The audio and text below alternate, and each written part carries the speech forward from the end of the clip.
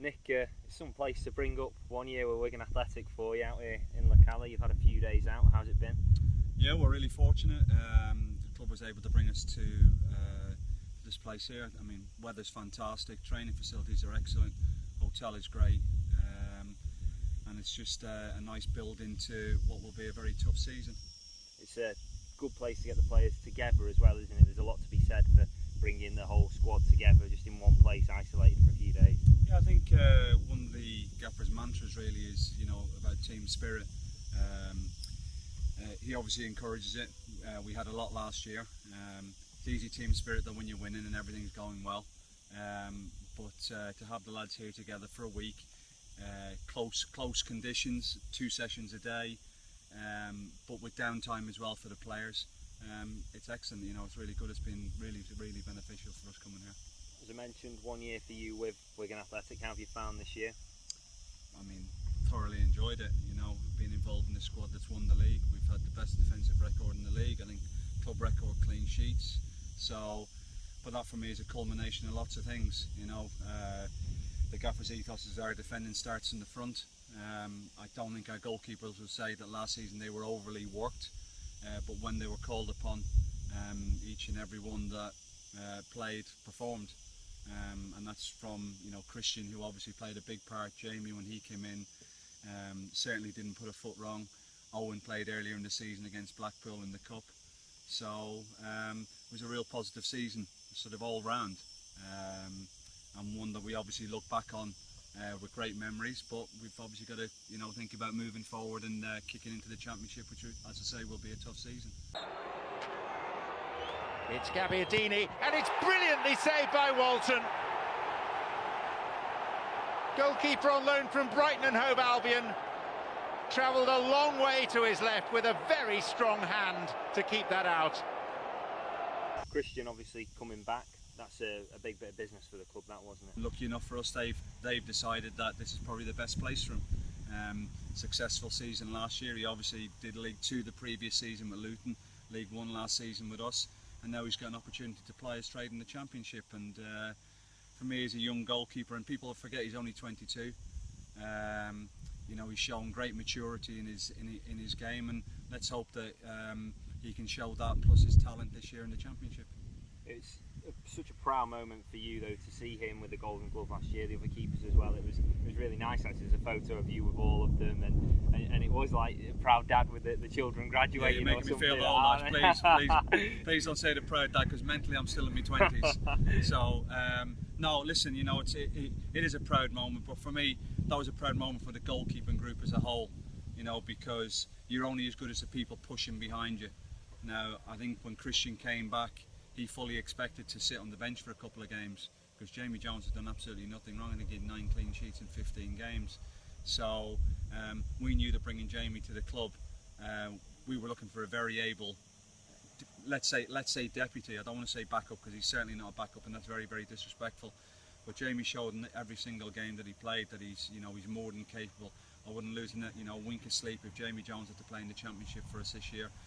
But likewise, we've got 2 young goalkeepers who are pushing to try and get Jamie Jones, to be in Jamie's position, so they can be pushing Christian. And likewise, Christian can't rest in his laurels, because he knows that he has people behind that. If he does have a dip or get injured again, that potentially he could lose his place in the team. The young players, they've got plans as well. You spoke to us a little bit off camera about Owen, Dan, Jordan, Perrin. Very much.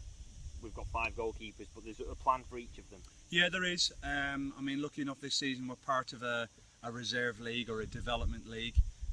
So obviously there's going to be opportunity for somebody to play in that. But we've obviously got to look at the other 3 who possibly aren't involved, whether the manager feels as though if Christian or Jamie aren't playing, that they would play in a reserve game or something like that to top them up occasionally. Then we'd be looking to loan out one of the younger goalkeepers, because I think it's really imperative for them, for their development, that they can get some competitive action. I think you get that from going and playing Conference football, Conference North football. If you can get League 2 football, then brilliant, because they're a talented bunch. They've all got their individual areas that they need to develop, but they've also got individual areas where they're excellent. and they work ever so hard, don't they, as well? We've seen it firsthand out here and at Exton that they really do push each other in training. It's intense and you're on it. Yeah, we're on it. I mean, I'd like to think that first and foremost it comes from the gaffer, who creates an environment where everybody enjoys coming to work. The staff enjoy coming to work, the players enjoy coming to work. I'd like to think that the lads in and around yourselves and Karen and everybody around the training enjoys the environment that they come to work in. But then it's down to the coaches when get them on the training ground to put on sessions that mentally stimulate as well as physically challenge them. But for me, it's got to come from that inner desire of the individual, the Christian Walton, the Jamie Jones, the Owen, the Dan, the Jordan, that they have to strive to be the best once they're on the training ground. And no coach, however good you are at coaching or teaching or cajoling or encouraging, no coach can give a player that. That needs to come from your gut inside, that you want to strive to be the best that you can possibly be. Because let's be fair, the trappings in football for young footballers in particular are really exciting now. So I'd like to think that environment and an environment where they've got no fear of failure in training. You practice what you want in training, that when it comes to the game that you're not going to face anything that you haven't faced in training Monday to Friday.